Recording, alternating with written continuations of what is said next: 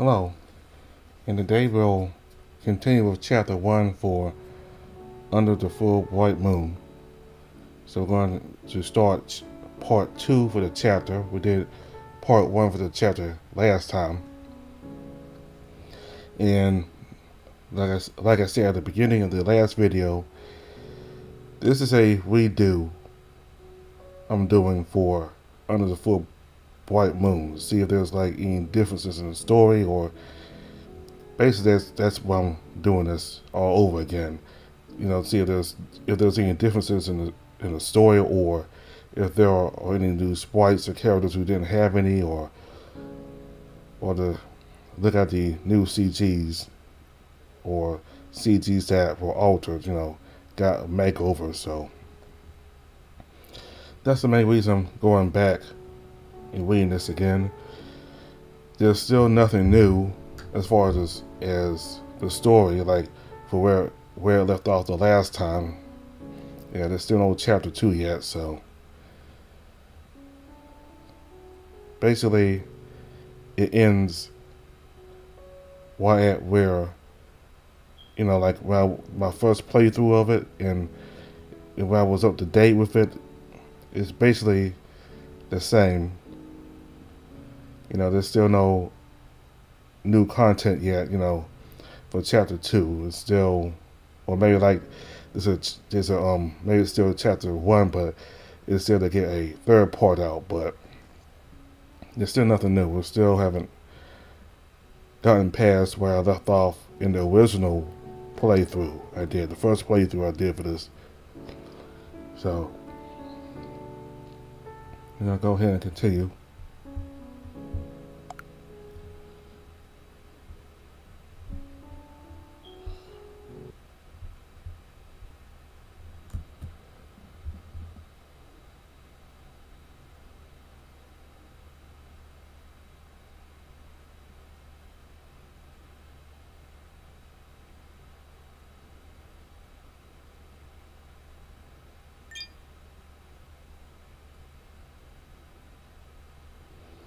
We walk in silence for a long moment, my mind heavy with the lingering sensations and realizations of how permanent my situation may have just become.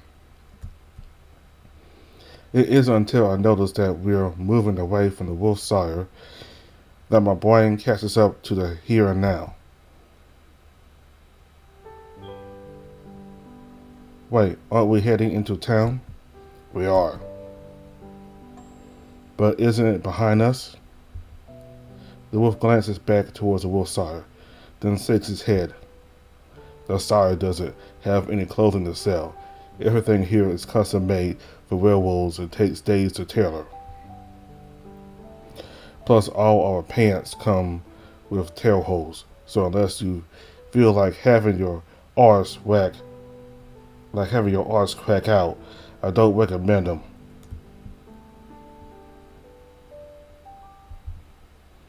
We're headed to human town, Crowan. It's just under 5 miles northeast of here. 5 miles? The wolf gives me a bit of an incredulous look over his shoulder. That's a problem. I want to let him know that's sort of is a problem. I can't remember the last time I walked 10 miles in a day, and that's without the brute's ribcage. It's a little more than I'm used to. The wolf grunts, and again we're silent for a moment. If it proves too much, I can just kill you. How's that sound? There's a bit of a teasing tone to his voice, so I'll just tease back. Well, if the great Sir Bowers is offering, I wouldn't refuse his chivalry. I can hear the big wolf snort. We'll see. For now, your legs seem to be holding up just fine. We continue on in relative silence, and I just try to enjoy the sounds of nature all around me. 10 minutes in, however, Bowers takes a sudden right off the path, heading straight into the depths of the forest. Let's head this way. It's a little rougher, but should cut a mile off the trip. I hesitate a moment, then take a deep breath to still myself, following.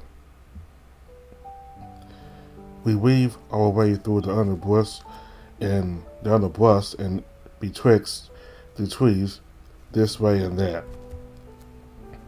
I can't find any kind of marker to let me know where we're going, but Bowers moves with absolute confidence as if following a clearly defined path. Now and again, I look up at the sky between the forest canopy, watching the branches sway this way and that. It's not long before I can't even tell which way we came from, nor where I am, and yet the wolf maintains his sure and steady pace. A momentary sense of disorientation hits me, and I realize that I'm in a strange place with someone who is still ultimately a total stranger. And then I realize it's just me and him out here, no Hawke to keep him in check, no villagers to see anything. A prickle of fear travels up the back of my neck as I finally realize I am completely at this wolf's mercy. A wolf who has no reason to trust me. Part of me considers running, but we've made so many twists and turns that I don't even know which way I go. So I'll follow. We reach a very small clearing, and Bowers comes to a halt, looking down at a broad flat rock. He doesn't say anything for a long moment, clearly thinking. The silence between us feels almost oppressive. Phoenix. Yet, I cough as my voice catches cracking with worry. Yes? I'm going to ask you a question. I want an honest answer. I can feel that prickle again. Okay? Are you a good person? I open my mouth to respond, but the question itself throws me off. I stand there in silence, processing it before trying my best to give an honest answer.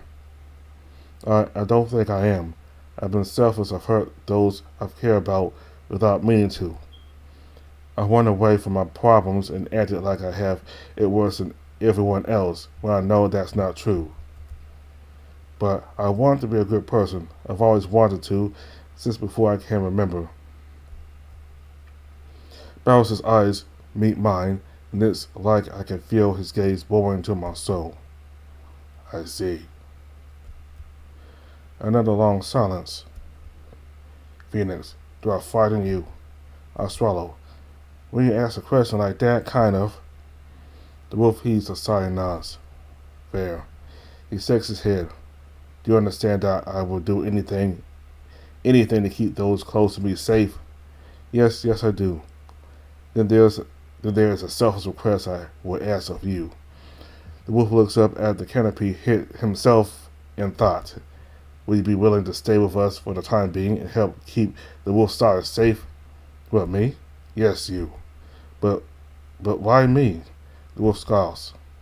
Please at least try to not take me for a fool child. You appeared in our lands dressed like that, bearing strange trinkets and practically coded strange scents. You expect me to think nothing of it? I grimaced inwardly. This wolf had me figured out from the start. We've been around as long as I have. You learn to pay very close attention to strange happenings. He half smirks at me. And you are very strange. Hey, I feel the tension in the air let up a bit and can't help but smirk back. So, will you stay? I can't say why, but my gut is telling me that it will be important for you to stay here. Well, it is a big gut. Bowers thumps it proudly. Hasn't steered me wrong yet. I again consider my options. I still don't know where I am, but I'm starting to realize that I'm probably farther from home than I've ever been. And while I know that human civilization is close, some part of me tells me that Bowers is right, and that leaving the wolf side just feels like I'd be running away. Again. Alright, I'll stay. Bowers lets out a heavy sigh, smiling again. Oh, thank Monty. The wolf's tail wags openly at that, and the tension of the moment disappears. That said, I did bring you out here for a reason. Hold on. The wolf kneels down in front of the big flat rock, getting his fingers under it and sliding it away, revealing a little stone hole. He reaches in and withdraws a full set of clothing, which includes a knife and its scabbard and a long leather belt, all of which he offers to me. I accept them, appreciative but confused. Thank you. Do you usually bury clothing? The wolf takes a moment to think, looking wistful. Well, it is a common practice for our kind to bury some of our old belongings when we return into werewolves. It's sort of a funeral for our old lives. Those are my old clothes from back when I was a human, and now they are yours, though they might be a little too big for you. You look down at what I'm holding and can't help but feel a little bit of reverence for it. Again, thank you, but this feels kind of special. Why didn't we just go to Koran for an outfit? Simple, because you showed up. And when you get as old as me, you also learn that strange things almost always come with a heaping helping of trouble. And so I prefer to keep close to the shire for now. That weirdly makes sense. The wolf turns his back to me, folded his arms. Alright, go ahead and change. What? Out here in the woods? I ain't exactly looking, and neither is anything that matters. I look around, he's right. It's just him and the trees. Even if a deer came by, it's not like it would care. Fine. Quick as I can, I change out my tattered set of clothing into blouses. There's a musty smell that clings to them, but still they're clean and in a good condition. Mine, they're way too big for me. I have to roll the pant legs up a bit, as well as cinch the belt as tight as it can go, but it works. Though the big shirt's surprisingly comfortable to move in, it feels like a shirt I'd sleep in. I move my keychain and phone to the new pants. Just looking at them puts a feeling of unease in my mind.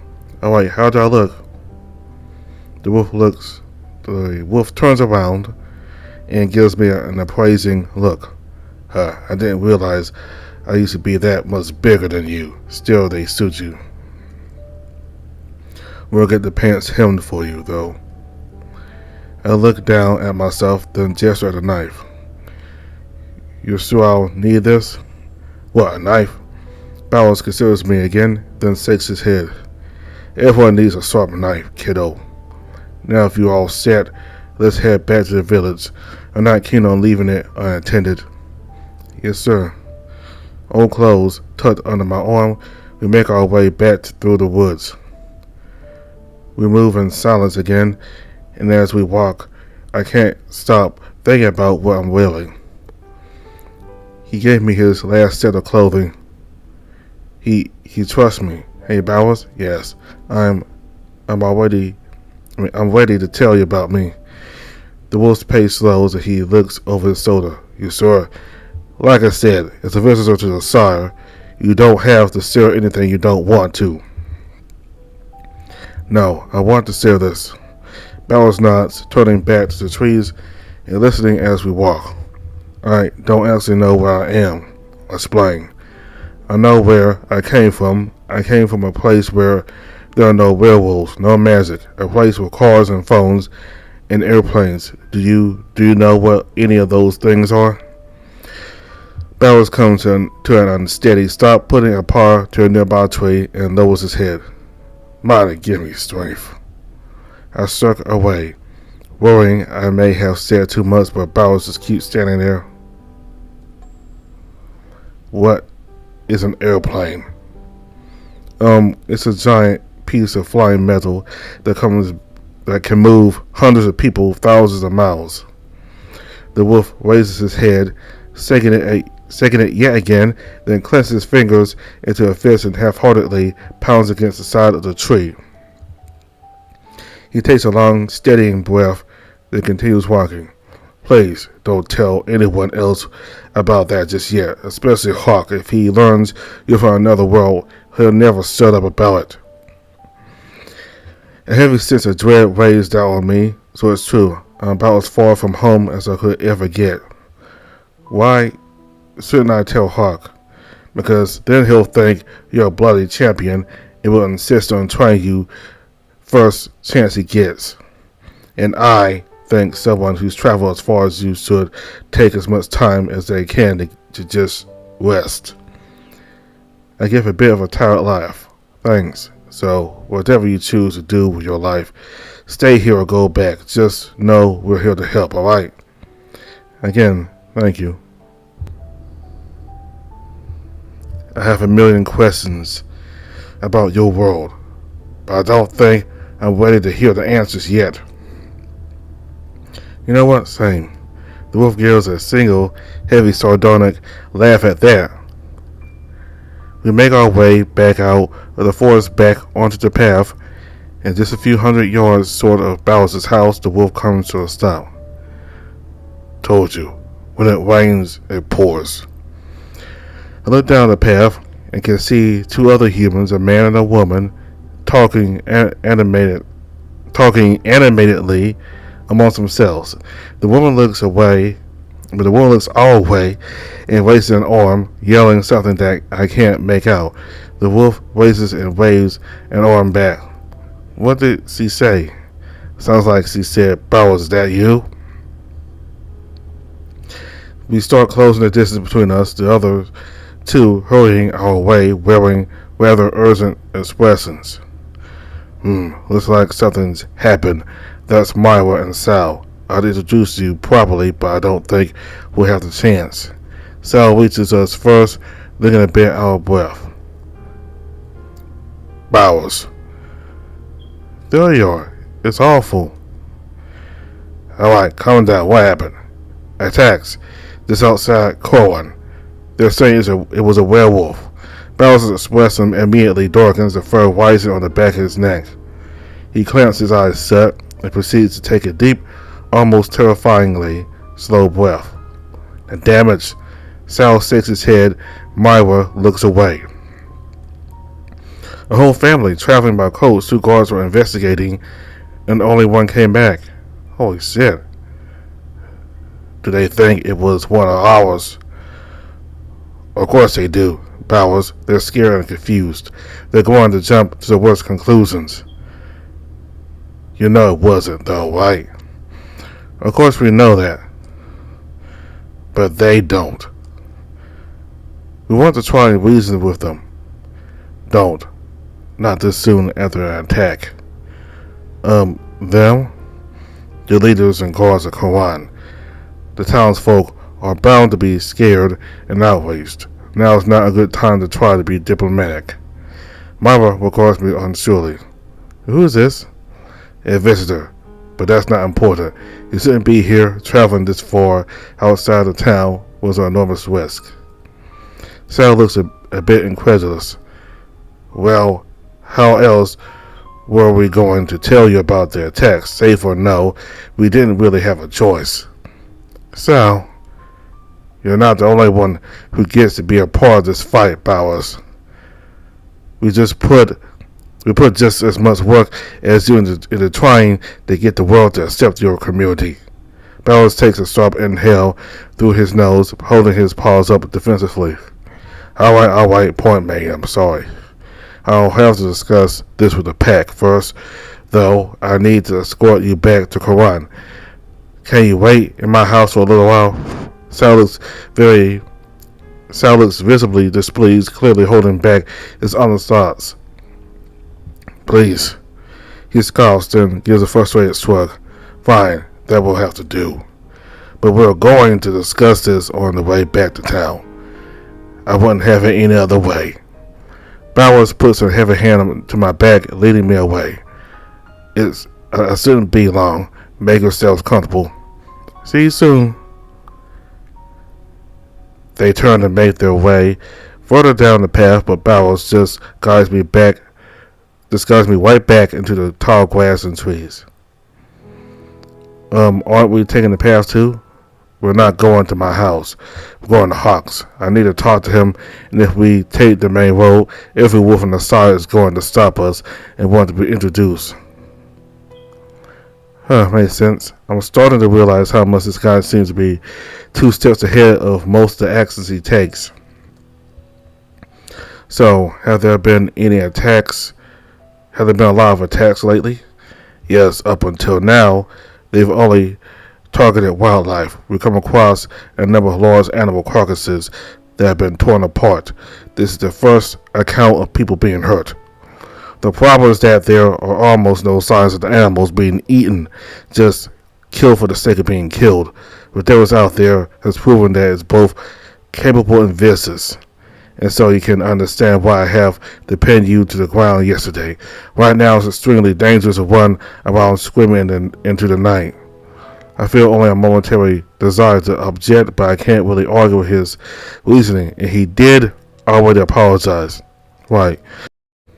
We walk in silence a bit, and once again I'm feeling unsure of what to say. Out of habit, I reach into my pocket and take out my phone, seeing my reflection in the black screen. I guess the house of wiring and plugs aren't a thing here, are they? Bowers gives a bit of a tired huff. I've never heard of such things, so no. Damn. I pocket my phone again and let out a sigh. Oh well, the internet was just a constant source of anxiety anyway. We finally break back through the tree line to another house. Whoa, this place is definitely nicer than Bowers.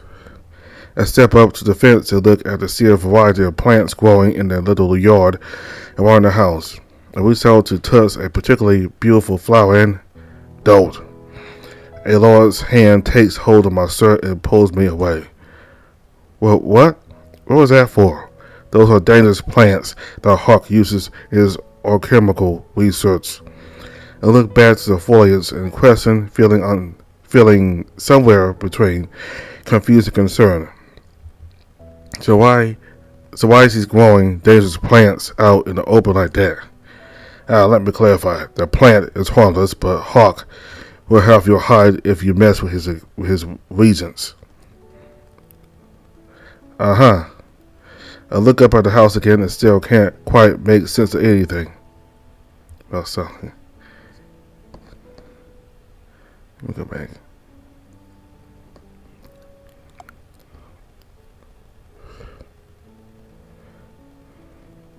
I look up at the house again and still can't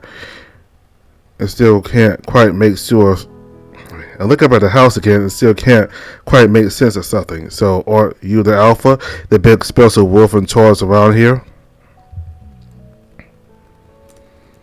I wouldn't use those words exactly, but something like that. Why?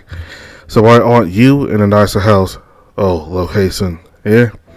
My home faces the main road into the village and the deepest part of the forest. If any threats come our way, I'll be first to know. Just so we're clear, kiddo, my role is a leader and protector, not some special dignitary who gets the nicest house. Now if you're done staring, come on. He leads me around to the front of the building and raps his large knuckles on the floor. On the doors. We both hear a whole lot of shuffling and moving around inside. One moment. More shuffling and something that sounds like something hard falling on the floor, a bit of cursing, and then, yes? Oh, it's you. It sure is. Hawke's eyes settle on me. He just openly stares. I can practically see the gears turning in his head. You buried those clothes for a reason, Bowers. And then I dug them back up for a reason. Are you going to invite us in or not? Hawke glowers a little, shaking his head and stepping back inside. We follow.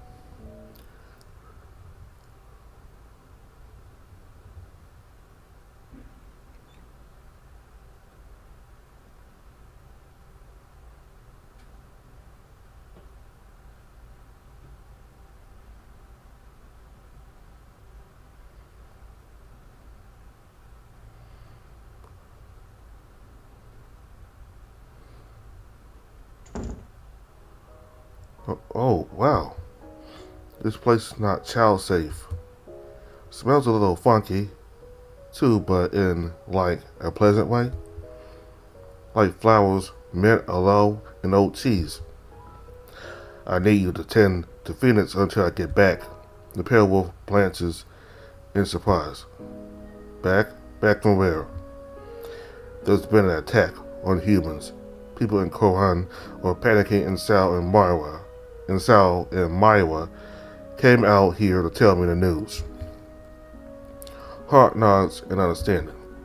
Are you escorting them back? I shouldn't be more than 3 hours. You're taking at least Arjan with you, right? Take Arjan with you. If anyone's coming with me, I prefer Frode. You know Frode is better at protecting the sire. Aside from that, I can already tell you're going to want a pack meeting when you get back. And Frode's got a bad habit of getting you convinced of his extreme ideas before the rest of us can even get a word in edgewise. Bowers puts his paws up defensively. Fine. I'll take Arjan, if it'll shut you up. Hawke just smiles at the bigger wolf, clearly satisfied. I trust you will see to Phoenix's needs. Certainly, I won't even break a single one of his ribs. Bowers throws his arms up in exasperation. Oh, go boil your horse. He wrenches the door back open and steps out, calling back to us. And find him somewhere else to stay for the night. I want my bed back. Of course, sire. One story or two. Without turning around, Bowers makes a gesture with his arms and hands that I've never seen before, but I can tell is definitely not a polite one. Hawke just chuckles to himself, closing the door. And hello again, Phoenix. Hello, Hawke. He really gave you his old clothes, eh? Yes, sir. There's a hint of something in the wolf's eyes, but he hardly skips a beat. Well, they suit you at least. He gestures to the bed in the room. Since I have you here, I'd like to finally check on your injuries. Could you please lie down? Sure. On your back, please, and I'll take those. He takes my old clothes and goes about putting them away in the dresser. Meanwhile, I'll do as I ask, settling myself down on a bed that's much more comfortable than Bowers's had been. A moment later, and Hawke stands over me. Again, I watch in disbelief as his tan-furred hands glow a faint green, hovering over my chest and prodding finger here and there. All right, good. You're healing a little wrong, but... Another few prods, and a moment later, a massive sensation hits me. I cover up my chest and groan out. I feel like I just got punched in the ribs from the inside. Apologies. Bowers really moved your bones around. But from here, you're responding better to the magic than before. You should be fully recovered by tomorrow morning. I'm still clutching my chest, rolling onto my side, curling into a fetal position. I take it this is the first time you've had a bone magically set? Yeah, kinda. Again, sorry. If I were a water sage, that would have been a lot more pleasant, but I'm kind of the only choice you got. Right, I breathe the word out, then let myself uncurl, breathing slowly and deeply. Hawke takes a seat at his desk, putting his hands on his knees, sizes me up. So, you've been dumped on me, even though I'm severely behind on my duties. I'll admit that I'm sight at entertaining guests, but I'll save us both the trouble of even trying. Mine. I've got about 80 questions buzzing in my skull to ask you, but like Bowers said, I'll be respecting your privacy unless you feel like talking. You're also welcome to a nap, considering how you're still recovering and just spent the last few hours on your feet. He looks around clearly in thought. Beyond that, you could help me around with my practice if alchemy tickles your fancy. What, really? Bowers made it sound like I'd lose fingers if I touched any of your plants. And most days he'd be right, but I've got orders to fill and only 2 hands, so what'll it be? I feel the bed beneath me, actually sore, tempted to just roll over and pass out, but I don't think I could sleep through a chance to see another branch of magic, no matter how mundane. You know what? Sure, hit me with all the chores you got. Well, look at you, contributing to our little village already. Alright, sit up and show me your hands. Yeah? I do as instructed, extending my hands, which he cups in his own from beneath. Again there's a glow, but a deeper, richer hue of green than before, and I feel a strange, almost confident tingling in them. Well, what's that? Just a little trick to help you handle the samples more carefully. He reaches next to his desk and grabs a pair of big wicker baskets, handing one to me before getting to his feet. Hawke takes a good while sorting me around his garden, carefully explaining the process of pruning and collecting samples from each of the different specimens. He relegates me to gathering flowers, leaves, and berries while he delicately removes bark and root samples from some of the sturdier plants. The knife I've been given is already being used to make clean cuts, as Hawke was adamant that I shouldn't be pulling or twisting samples off. As we work, I can feel his eyes on me, but whenever I glance his way, he seems to be fully engrossed in his duties. The enchantment he casts on my hands is really impressive too. I feel like I'm moving with the dexterity of a surgeon. Hey, anything on your mind? Me? Lots of things. All the time, really. How do you mean? The wolf shrugs a bit, shoulder deep in a large bush, scraping a knife at its base. Bowers already told you. We don't pry. But we are very curious. You don't even smell like you belong here. And yet you made your way this deep into our lands without a single provision on you save for your keys and luck charms. Wow, Bowers really had Hawke's number. Something's telling me this guy is itching to ask me questions.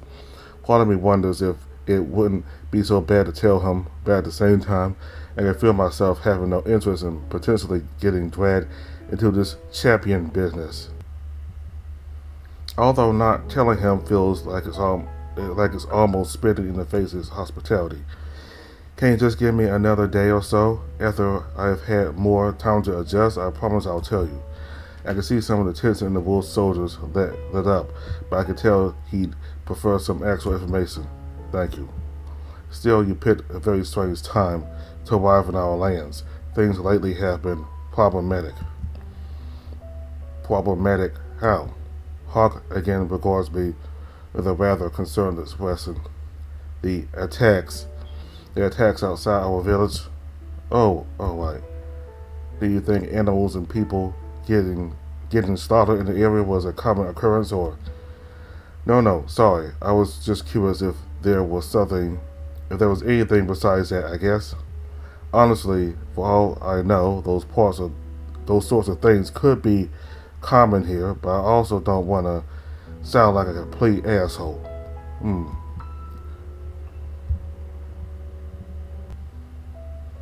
But no occurrences other than just day-to-day joys of living in a village full of werewolves, where at least 3/4 of them were turned in dark, gruesome circumstances.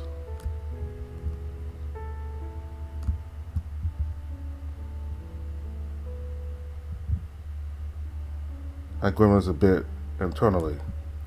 On that note, do you think you'd be ready to be properly introduced to the sire anytime soon? Huh? You're already the talk of the town. Lots of pups interested in seeing the mysterious human who showed up in the odd clothes. Well, certain Bowers be the one introducing me. Hawke snorts, chuckling and shaking his head. Bowers is our sire's alpha. While it gives him a lot of authority, it doesn't make him the wolf who takes care of everything around here. And as you're not exactly his consort, you've already been welcomed into our town. Just say the word, and any of us will happily take you to the Howling Circle to meet most of the locals. Howling Circle? Hawke waved a hand dismissively. Village Center, where most events and trade happen. Besides, it would be best to have you not be a subject of local curiosity otherwise. Hawke stands up straight, looking in the distance, then tosses his knife into his basket with a frustrated grumble. Marnie's bones. I do not need this right now. What? Speak of the devil, and see Dolph appear. I watch as he waves in the direction he's facing, smiling warmly. I can't see what he's looking at as I'm on my knees working. Stay down. What? Stay down. His voice is hushed, but his face is still pleasant. Listen carefully. Astrid's here. She's the kindest sea-wolf you will ever meet, but she's an insatiable gossip, and unless you want her interpretation of your life scattered to the four winds, you best keep your answers short and polite. She's also very old and an exception to almost every wool in the shire. So be aware that she will ask any and all manner of questions. Astrid, hello. Green paws. I hope I find you here. I am known for living at my house, ma'am.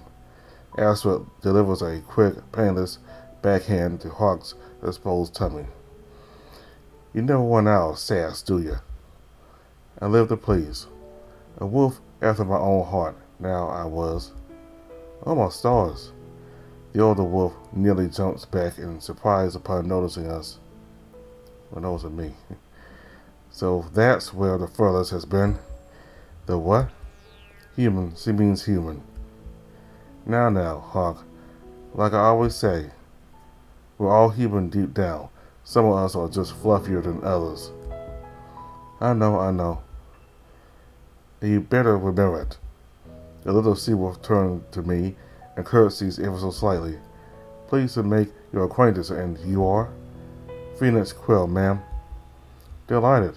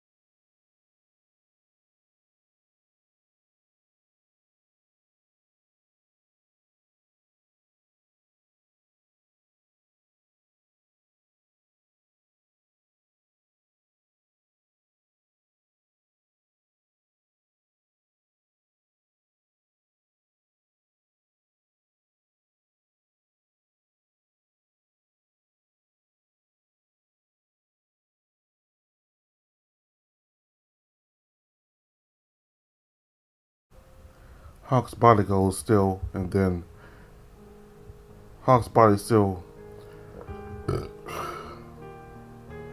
Hawke's body goes still at that, then wilts. Really? You're sure? Sure as I stand. It's just like they say, you just know. I see. I feel a tension in the air, but at the same time, I again feel completely out of the loop. Excuse me, what's the call? Hawke glances my way and gives me a tired smile. It's something we can feel, like a result of our heightened senses, but when we are fortunate enough to pass from old age, death lets us know it's on its way to retrieve us. It's possible that death lets most people know, but you just can't sense it.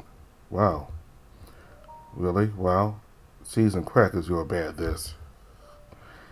I stand there a bit awkwardly, sensing I really shouldn't be present for something so personal. I gesture to Collins. Should I leave you two alone? Astrid just gives us a single wise. Astrid just gives a single wide laugh. Don't you worry, your dear little friend. I'm just dying. Nothing special about that. It's as natural as the changing of the leaves. Only you would put it that way, Astrid. Come on inside. Let's see what it is I can do for you. I was a gentleman.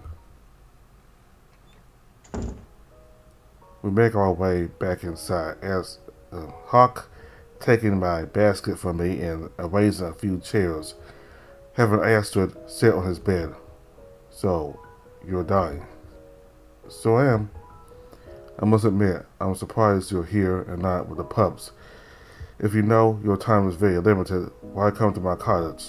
Well. She sits up a bit more straight. Like a proper lady.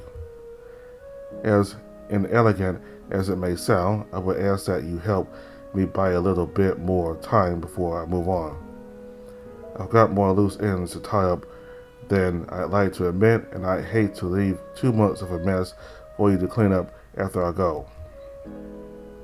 I can hear an unsure sort of sound coming from Hawke's throat. You understand I'm only a sage. I don't work miracles. At best, I might be able to give you another day, and that's quite generous. Astrid nods. That should be perfectly fine. Hawke takes a long breath in, then out. Well, no time like the present. I will get to work and see what I can brew up. It should take a little while. Would you like to come back later, or? I would actually prefer a chance to chat with present company if it's no bother. She looks to me and smiles warmly. None at all, I guess. Splendid. Hawke's eyes flick my way, an apologetic expression on his face before he moves out of the main room into his kitchen. We watch him go, and Astrid just smiles at me a bit more. So my apologies for just getting to know you and then promptly dying on you. Terribly rude of me. I open my mouth, completely lost as to what to say to that. Astrid just cackles at my bewildered expression. Poor lad. I kid. I try to laugh at a bit as well, but it's just so odd. I'm talking to someone on death's door, and she's just so calm. Ma'am? Yes? Would it be rude if I asked you a personal question? The old wolf chortles a bit to herself.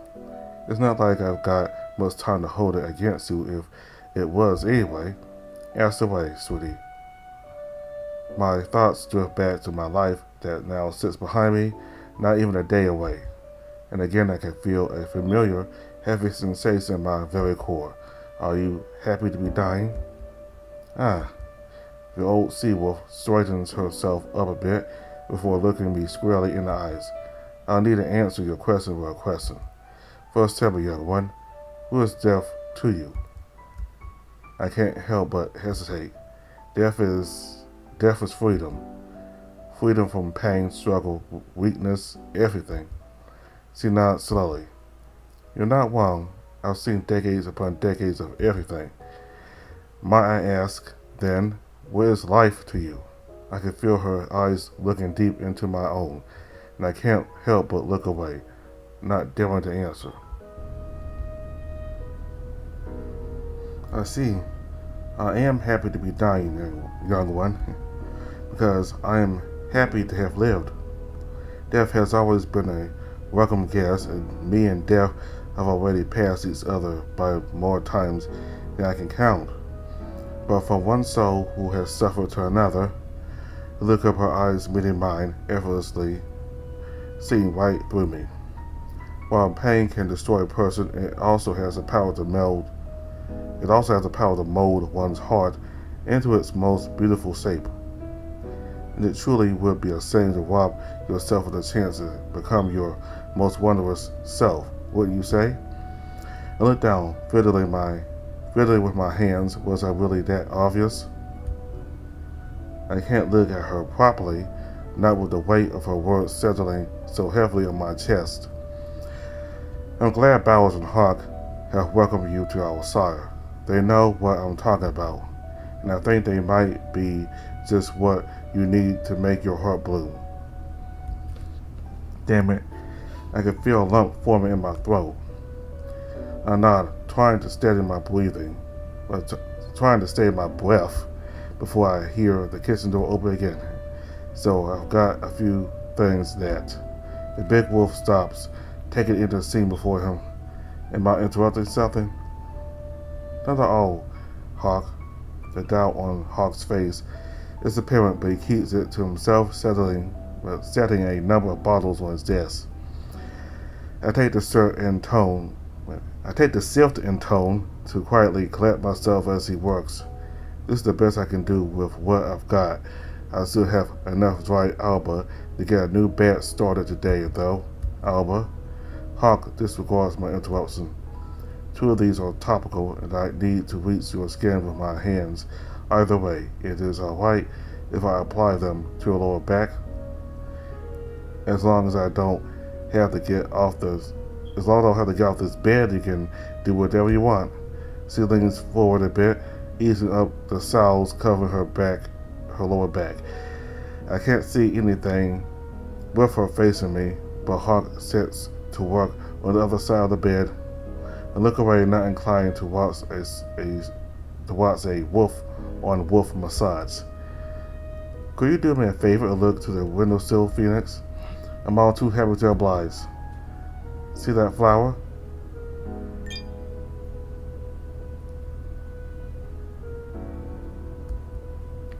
That's an alba.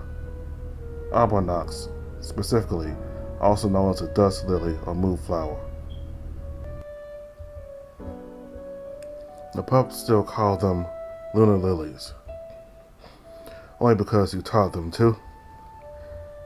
And they bloom under the moonlight. If you can magic them open, Hawke. Yes, ma'am. Hawke waves his arm in the direction of the windowsill, and just like that,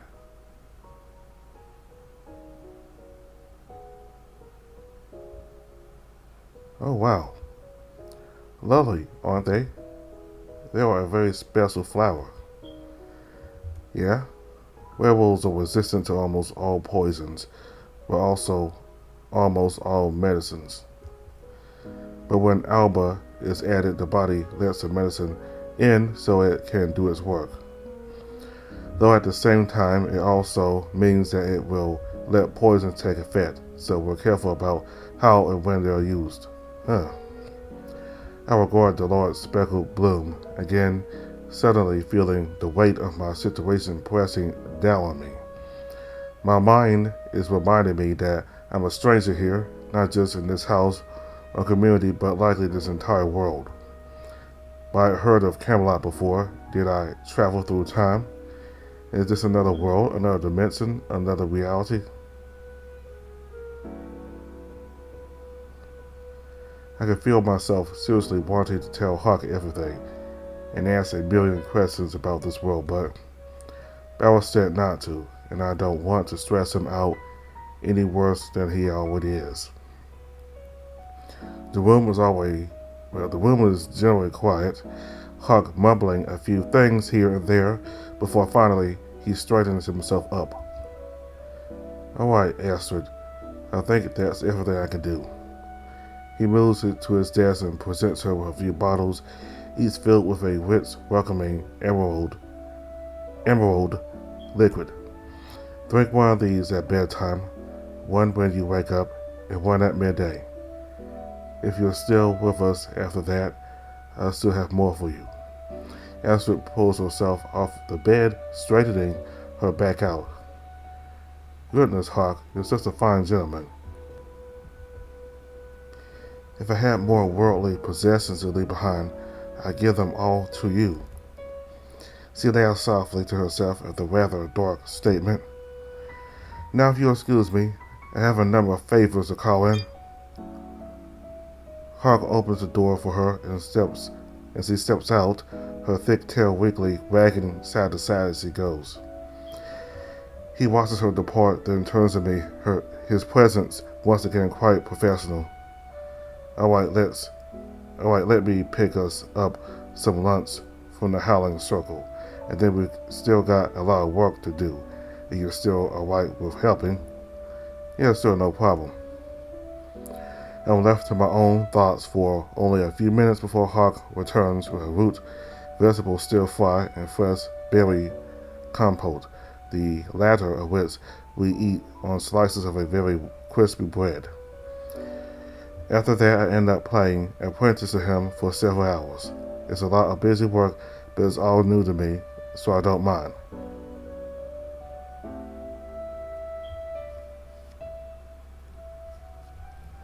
The herbs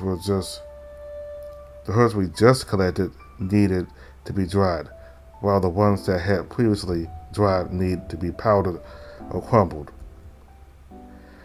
Hawke alternates between checking my work and tending to a bubbling, faintly glowing concoction brewing in a rather large stewing pot. As I work to learn a few things about the alchemical process and how important of infusing a magic is to a potion and how it brings out the curative properties of the components. Hawke's command of magic looks so natural and effortless, like it's just an extension of his body. He's all too happy to explain just how he weaves the threads of magic into real results.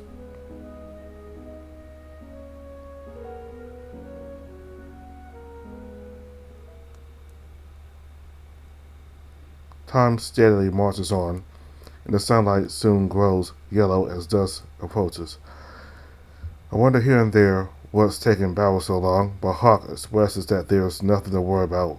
That is until dusk really starts to settle in. And a deep, loud, powerful howl pierces the evening air. Hawke goes stock still and then lets out a long huff of frustration. What was that? Emergency howl. I'm being called to meet with the pack leaders to discuss their attacks, I'll bet. He eases the stewing pot away from the kitchen fire. Thank Monty, we just finished this. It still needs to cool, and I need to bottle it, but there's no rush on that. Come on.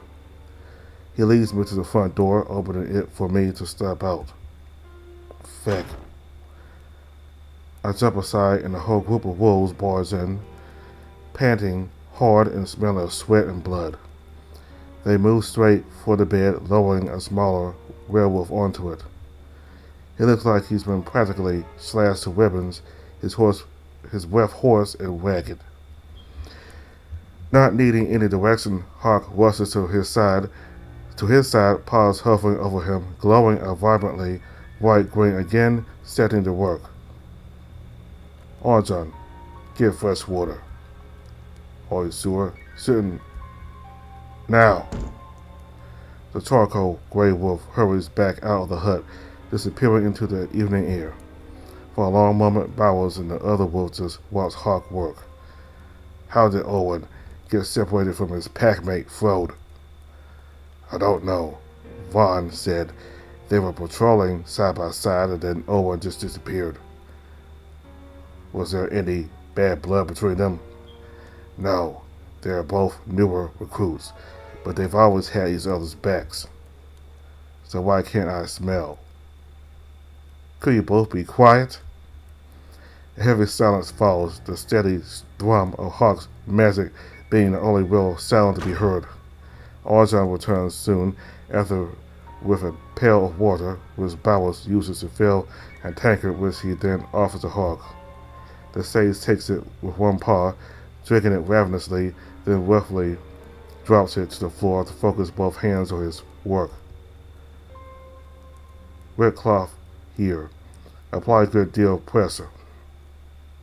He points a particularly deep gash across Owen's abdomen, and Frode immediately sets in motion, grabbing a clean rag, dunking it into the pail, and applying it to the open wound. Over the next 10 minutes, Hawke gives similar short instructions, but for the most part, silence reigns. Finally, heaving a massive sigh, Hawke pulls his hand away, wringing them with exhaustion. I'm done for now. You can remove the cloth. Fold does so, revealing bright pink flesh underneath the wound closed, but still quite raw. Owen's breathing has steadied, looking like he's resting peacefully. Hawke pulls himself up, grabbing the cloth fold had been holding, wiping his hands of what unbloodied landscape remained. So we're all in agreement that this is dire. Unanimously. The scent on him is so faint that it's the same as what's been decimating the local fauna, isn't it? The exact same. We have to find and stop it as soon as possible. Both the wolf sire and Corwan are in danger, and we can't afford to just wait for the next attack. I agree with. No. Frode's haunches rises instantly. No. You want us to keep. We are not charging into the dead of the forest in the middle of the night just to get picked off by some extremely dangerous beast that clearly has a grudge against things being alive. And we are not going to jeopardize the defenses of the sire during the hours when this thing hunts. No, Hawke, we have to act. People have already been killed, and if it weren't for you, Owen would have joined them. I agree with Hawke. Bowers and Fro round on Arjan in the instant, but he holds his ground. Whatever this is smart. This feels like a trap, like it's trying to lure us out and split us up. I want to go after it too, but we don't even have a real scent to track. We have to be smarter than it, or I feel like we'll be playing right into its claws. And letting this threat stay on the loose is a better idea. Next, you're going to suggest we lure it out into the open with a plate of biscuits. Frode.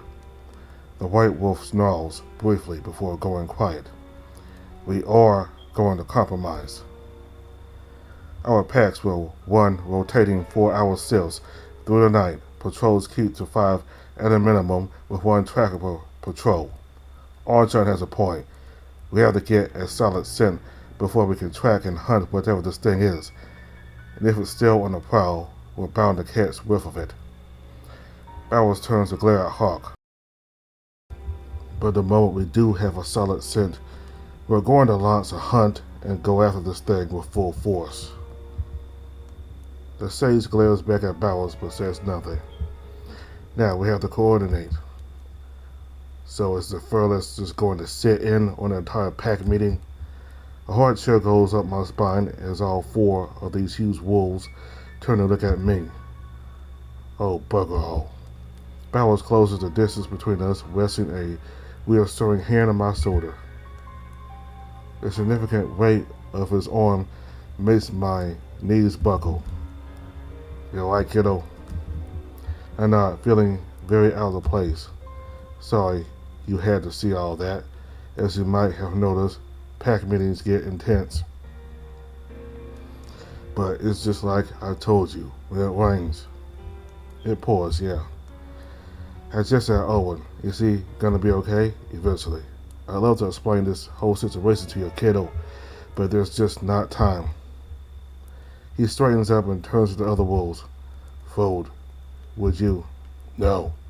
Bowers heaves a slow, heavy sigh. Arjan, will you please find Phoenix here a place to stay for the night, somewhere close to the Howling Circle? Only because you said please. Thank you. Arjan opens the front door, gesturing out into the cool night air. Let's go, Tiny. I tried to say goodbye to Bowers or Hawke, but the Lord's hand to my back is making quite sure I don't get the chance to. The wolf doesn't slow down for one bit for me, and before I know it, we're already well clear of the house and making our way through the quiet, winding paths of the sire. The 2 of us walk in silence for over a minute, and I have to nearly jog to keep up with Arjan's longer stride. So are Furless, unless you're ready to answer some questions yourself. I'm not really in the mood to talk. Because even though I'm not nearly as paranoid as Frode, I'm not an idiot either. In the aura around you reeks of trouble. I feel myself recoil a bit internally. Today has certainly been a bit of a roller coaster. I feel like I keep getting handed over to someone else who I can be their problem. But I really don't care for this persistent feeling of just being nothing more than another problem for the problem pile. Well, what do you want to know? Are you dangerous for starters? But I don't really see you being honest about that. I glance up at the 7-foot something wolf man who looks like he could crush my skull with one hand.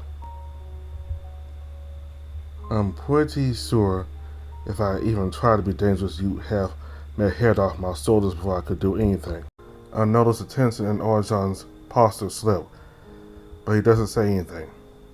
Anything you want to ask that you can see me being honest about?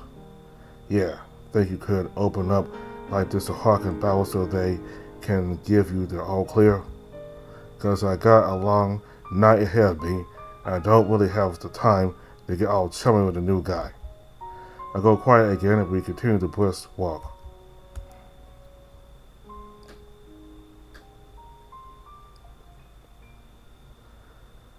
We're here. I take a good look at what is clearly the largest, nicest house in town. Wow, is this your place? No, this is the pup house. It used to be the orphanage, but we're a community now, so it's turned into a kind of everything place for kids, school, kitchen, rooms, whatever. Some of the pups who get adopted will still sleep here now and again so they don't get separated from their friends. I give Arjan a bit of an incredulous look. You're saying you don't trust me but are fine surrounding me with children? Yep. Because I can promise you that if you try anything, those pups will know. They're scrappy too. Now come on.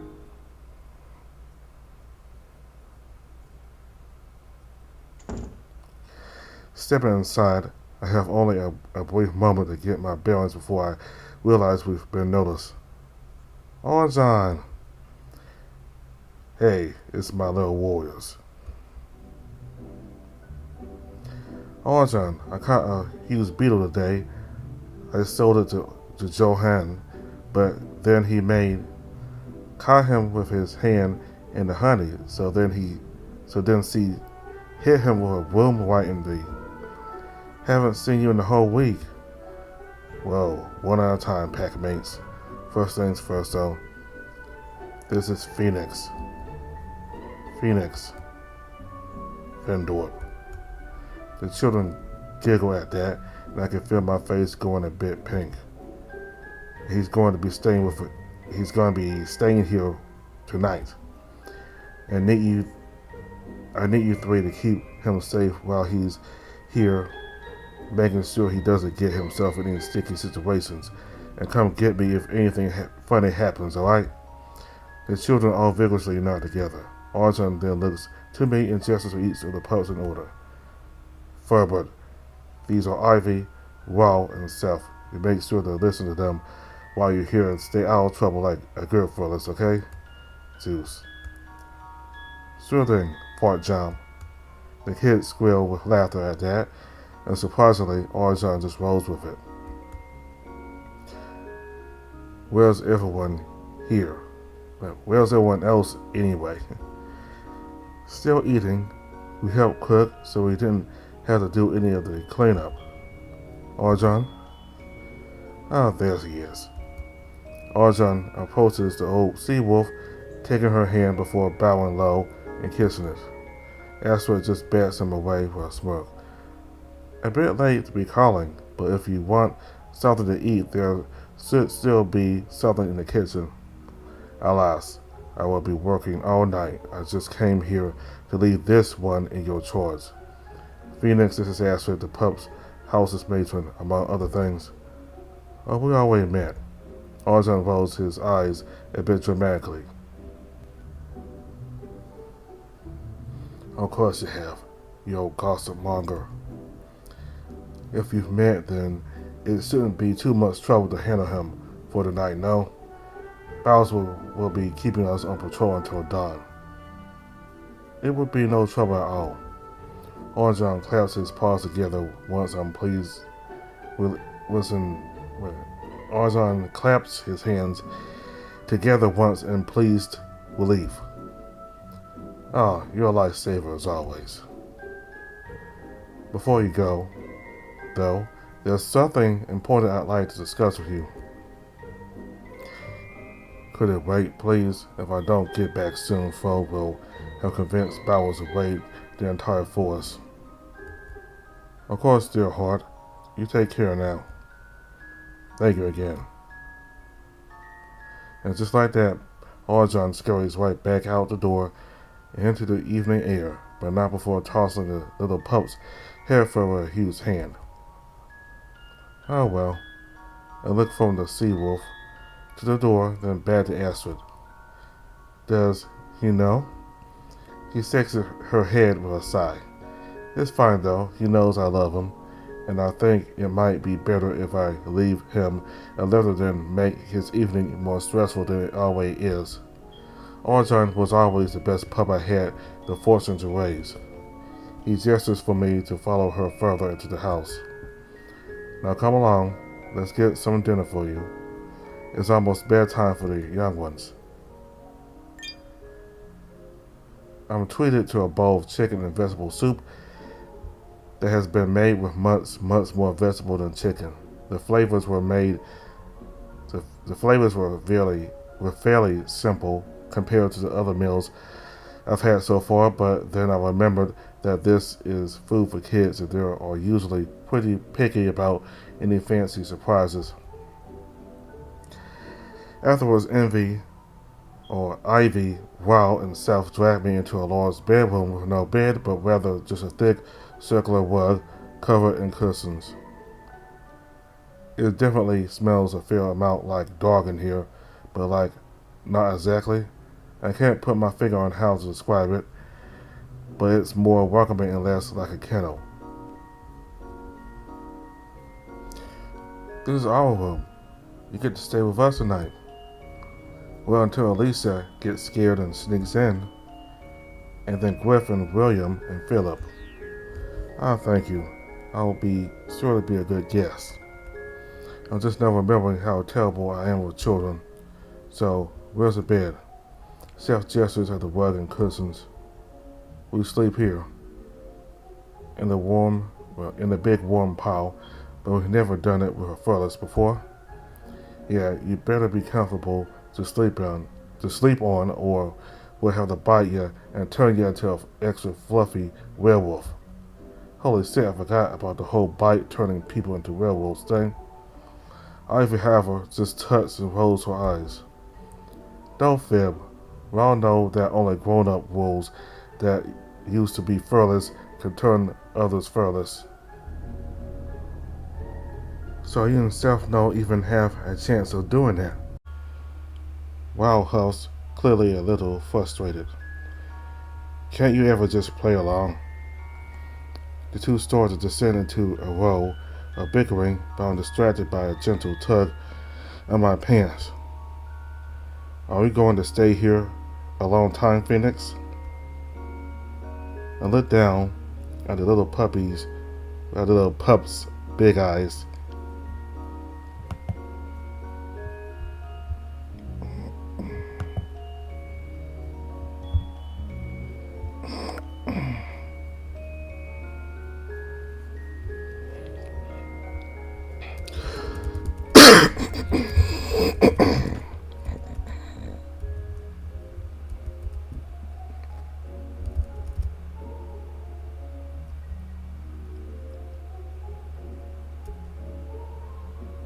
Wow, Huffs, clearly a little frustrated. Can't you ever just play along? The two start to descend into a row of bickering, but I'm distracted by a gentle tug at my pants. Are you going to stay here a long time, Phoenix? I look down at the little pup's big eyes and drop to one knee like Orjan did. Well, I don't know. I just got here, and there's a lot of new things here I've never seen before. Can you stay, please? If more furlets come and live in the shire, maybe it can help other people think we're not dangerous. Do people here think you're dangerous? Seth nods in big obvious up and down motions. Do you think we're dangerous? Well, this is a child's simple answers. Of course not. You're all very nice. Except for Wow. He's a sticky hairball. Yeah, well, I don't gotta worry about being nice when I become a pack leader. Only because your dad's one. Your dad, Arjun? Raw juts out his chest, then thumps with a fist, looking proud. Even better, my dad is a super strong Frode. Only Bowers is stronger than him. I wish Arjun was my dad. Help out here to show Dad I'm not scared of hard work. Just then the idea hits me. Yeah, I think you three could help me out, then. The three perked to attention, then interest peaked. Can you tell me more about this place? All the things outside the Wolfshire? What, like Red March? Is that where we are? Wow rolls his eyes extra dramatically. Of course we are, dummy. Red March is a kingdom. It's not as big as Avalon, but it's safer for us here. I feel like I've heard that name before. Yeah, what Avalon like? Hello, Avalon, the kingdom of Camelot? Right. And how close are we to Avalon? Well, grown-ups say you can get there in a few weeks on foot. Only if you're furless and take forever to walk anywhere. Where do you come from? Me? Ivy nods, and I remember that there's no privacy when it comes to children. You know what? I'm gonna have to explain this at some point anyway. I come from a place very, very far away. The North Hold? Farther. The Salt Isles? Way farther. So then how'd you get here? I shrugged. You know what I think? I think it might have been magic. And like that the three are instantly captivated. You could do magic, can we see? I smelled another idea coming to my head. I reached into my pocket and turned my phone on without looking. Well, I can do a little magic, just illusion stuff. I don't think it would interest you guys. Oh, come on, please. I'll believe it when I see it. I pull out my phone, unlocking it, and showing them the brightly lit home screen. Whoa. I put myself up and flick on the flashlight function, shining it around the room, watching them track the light with awe. Ivy swiping at it when I swing it back past him. How are you doing that? His hands aren't even glowing. Can you do anything else? I quickly open my music app, choosing a song at random and letting it play. The three go dead quiet as music starts to play, looking wide-eyed at one another. Self even covers his mouth as if speaking would break the spell. I just let the music play. Self eventually starts tilting his head left and right, Ivy trying to quietly hum along. After a minute or two, Ivy whispers excitedly, "Can you make it play other music too?" Before I can answer, there's a knock at the door, and I quickly silence my phone and stuff it back in my pocket. Alright, pups, lights out. Our guest needs his sleep. I checked my phone's clock when I turned it on. It's not even 9 p.m. Did people just go to sleep when it got dark before electric lighting? Begrudgingly, but obediently, the pups blow out the small number of candles in the room, only the light of the moon coming in through the windows. Sleep well, sweet ones.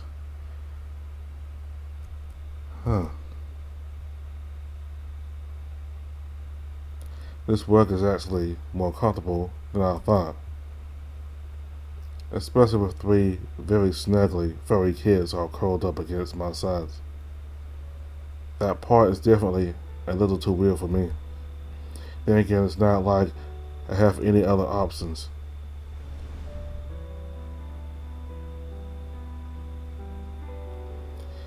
As I lay there, my thoughts drift back to the pack meeting and to what Sal said.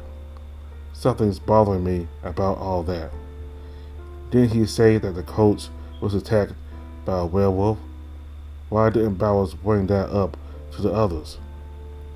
Shouldn't they know? Or is there a reason they shouldn't know? I try to puzzle out what's really going on here, but I feel a lot more tired than I thought I'd be. I can hear the sound of howling in the distance, and something deep inside me seems to resonate with it. I hope everyone's okay.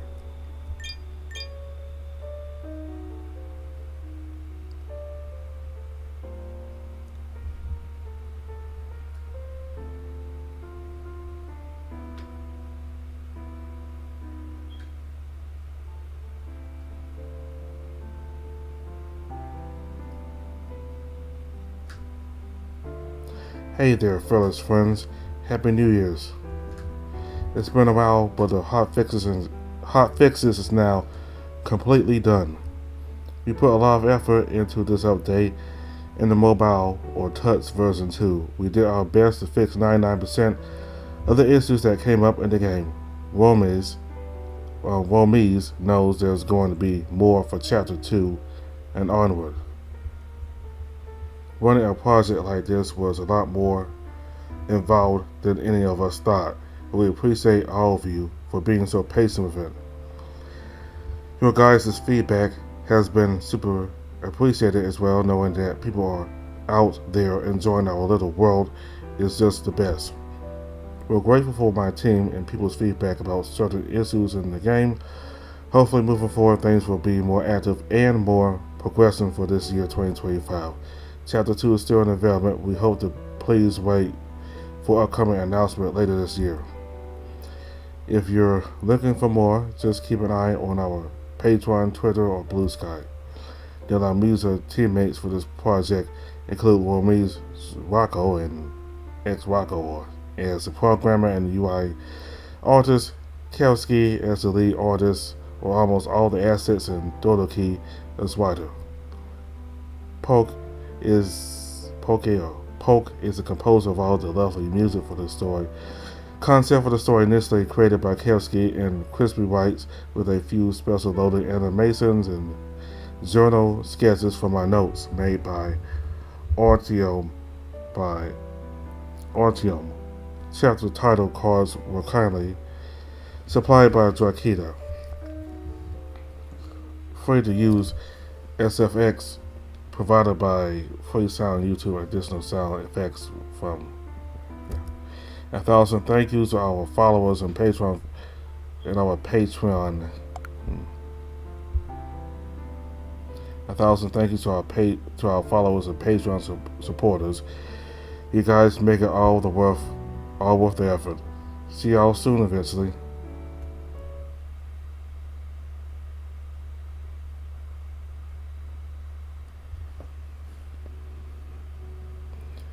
So the characters got expressions now, so you get to actually see their emotions, how they're feeling.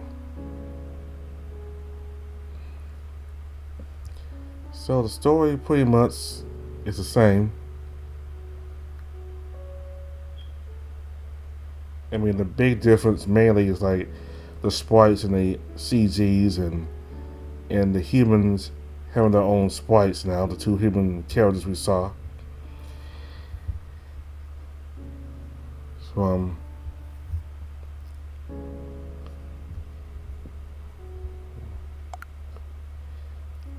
let me look.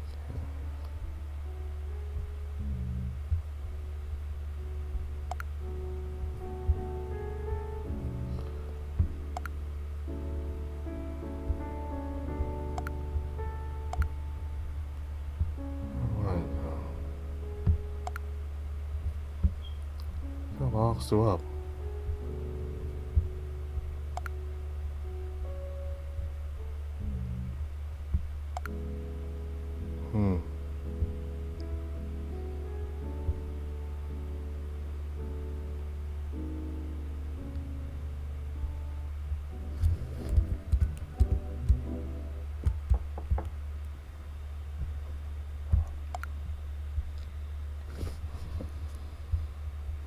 Let's go to the characters first. Phoenix Quail, age 22, height 5 feet 8 inches. Yeah, really small. A young human finding himself completely outside of his element. Phoenix has been forced by the unknown hand to finally stop letting life just happen to him and make the hard choice of deciding the kind of life he wants to live. Despite his rather rough welcome, he can't quite shake the sensation that, for the first time in his life, he's exactly where he needs to be. Bowers, age 55, height 7 foot 5 inches tall. Description: like many others of the Wolfside, Bowers is a human turned werewolf. Under tragic circumstances, serving as society's alpha, his strength and loyalty are devoted to those he protects. Although accepted as a society's leader, his rough-edged nature doesn't always mesh well with others, so he's mindful to delegate the more delicate matters to the other pack leaders, which usually just means his closest friend Hawke. His personal pack is comprised of those with the greatest stamina.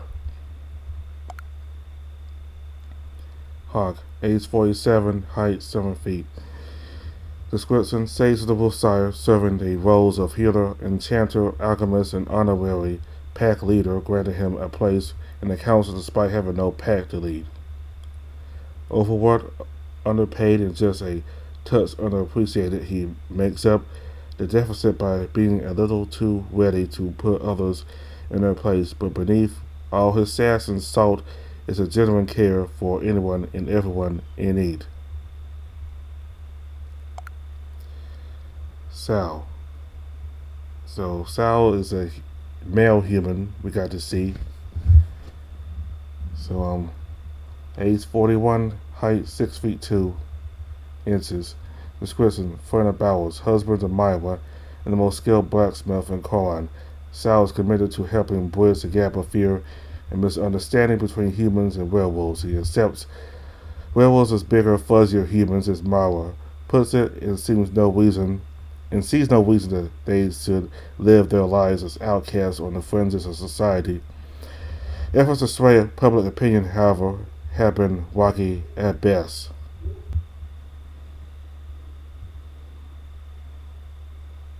Well, I kind of like that Sal, instead of being similar to the human MC Phoenix, this human here, he's buff. Also, he's very muscular like the werewolves are. Certainly he's not as nowhere near as big as the werewolves, but at least he's muscular also. And he's over 6 feet tall, so 6'2", so yeah. I like that, humans can be muscular too, and not just the werewolves. Anyway. Myra. I don't know why the humans don't have pictures. But anyway. Myra, age 38, height 5 feet 8 inches. Description: Sal's wife and Koran's librarian. Myra abhors willful ignorance and believes that understanding is paramount to acceptance. She maintains her belief that kindness will in turn bring the good out of the others. Regardless of numerous experiences to the contrary, she serves an intermediary role in helping smuggle certain comforts and necessities into the shire at considerable personal risk. Astrid, age 154. Height 5 feet 4 inches. They do live a long time. And Bowers, he's 55. That would be, in human years, he'd be, I would call him old, but he certainly will have been older, but he's still young, so he can live well over 150. He can live well over. He can live well over 100 years. So he's still in the prime of his life. Bowers is. So Astrid, age 154, height 5 feet 4 inches. Description: the de facto matriarch of the Wilshire. Much like Hawke, she has found herself shouldering a number of the community's duties, seemingly unhindered by her diminished stature. An absolutely shameless gossip, she can read a person like a book. Unsurprising, however, as after a century and a half of living, she's a wolf who has seen just about everything. Frode, age 68, height 7 feet 4 inches. Description: second in command to Bowers. He operates under the assumption that he will one day be the sire's alpha, though Hawke is quick to inform him that pigs would sooner fly. Horse, brass, and perhaps a little reckless, when he sets out to do something, he almost invariably gets it done. Truly a marvelous friend when he's fighting for your cause, but a complete nightmare to deal with if you get in his way. His pack is composed of only the most seasoned and competent rules. Arjun, age 32, height 7 feet 2. Third in command to Bowers, he earned his place at an uncommonly young age. He is the only member of the sire's leadership who prefers to carefully consider all his thoughts before he speaks. A bit of a hard read, his reasons for what he does are his own, and he will only justify his actions to those he feels deserve an explanation. He much prefers a clear and calculated approach to problems rather than simply brute forcing them. His pack accepts most new recruits, focusing on quickly improving form, finesse, and cooperation. Okay, we're getting to kids now. Ivy, age 11, height 5 feet 1 inch. Description: one of the eldest children of the pup house. She is looking forward to her 12th birthday and her first steps towards independence. A little pussy, a little feisty, but centrally a positive example for the younger pups who look up to her. Wow. Age 9. Height 5 feet 1 inch. Description: 10 gallons of ambition in a 1-quart bottle. Wow wants to be a pack leader as soon as possible, preferably yesterday. He looks up to his father, Frode, with nothing but pure admiration, and wishes to one day completely surpass him in strength and skill. While many adults have urged him to enjoy his brief childhood, he tends to spend every moment he can sneak into pack training exercises.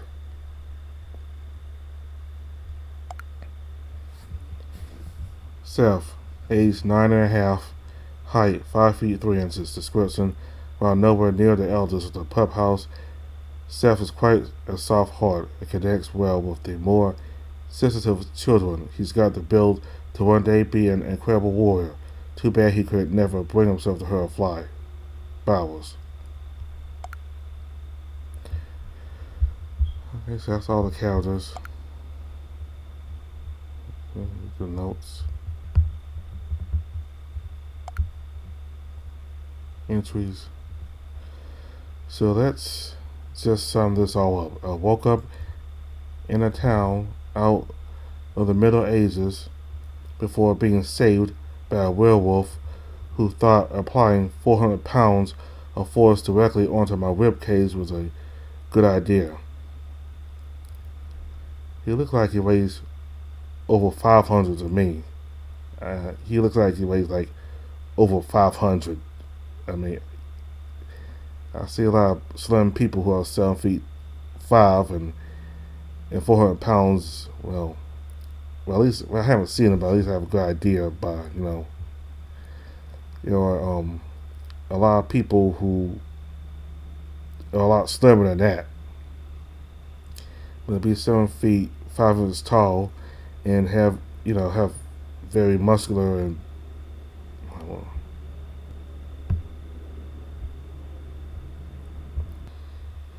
okay, I got distracted by a plane flying over the house, so I decided to just wait and pause the video until it flew by. But anyway, yeah, he looks like he weighs well over 500 pounds.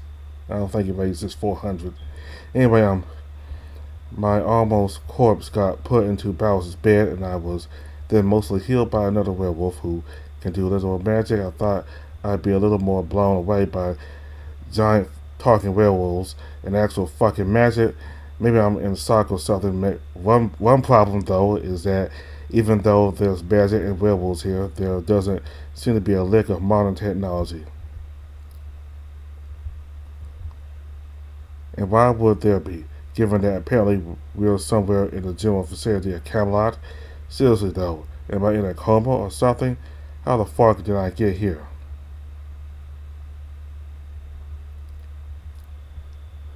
Alright. So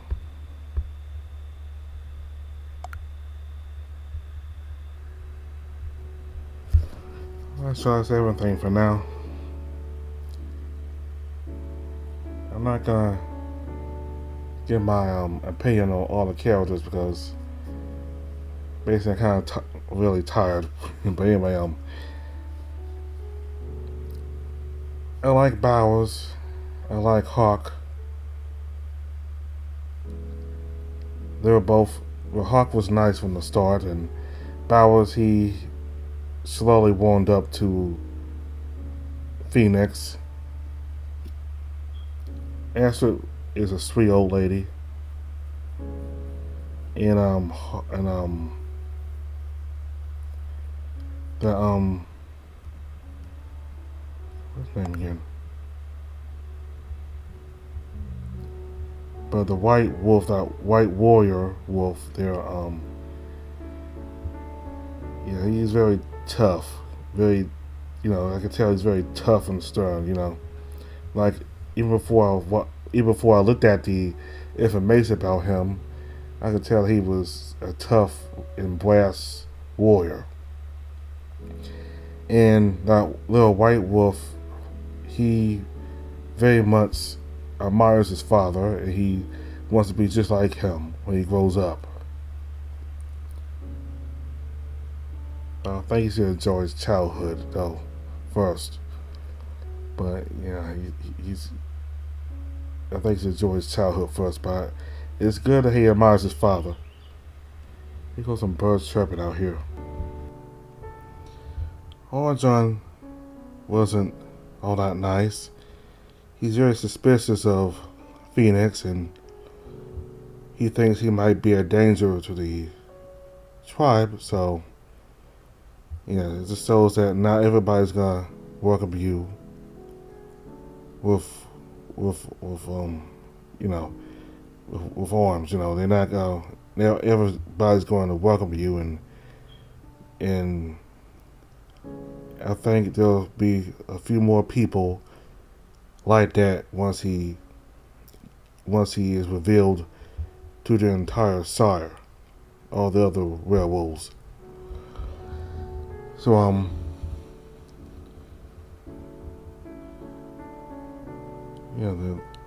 the human's wife, Myra, see, just like her husband, she wants humans to get along with werewolves, and she's trying to prove that werewolves are not dangerous to humans because, basically what we've seen, these werewolves are not dangerous, and they've been, they just want to live their lives in their little shire. So and by the way they treated Phoenix, or at least Bowers and Hawke and Astrid, those three wolves, it shows that these wolves are not hostile. So this human couple, they're helping towards changing humans' opinions about werewolves. All right, so the little girl, she's feisty and very confident, and some of the younger kids look up to her. So that's why I got also when I saw her, and the one who looked kind of like Bowers. It says that he's very sweet. He looks sweet to me, and Bowers saying that he wouldn't hurt a fly. This little boy here. So yeah. So it's like all three of them. I say within less than 10 years, all three of them will grow up and they'll tower over Phoenix. They'll be like 7 feet tall and like 2 feet taller. So yeah, they grow real fast. If you base off of what Bowers and Hawke and the other adults look like, yeah, that's what they're gonna look like when they grow up. Alright, so that's everything. When chapter 2 comes out, hopefully sometime this year it will come out. Hopefully. Because I'm eager to see how this story unfolds. So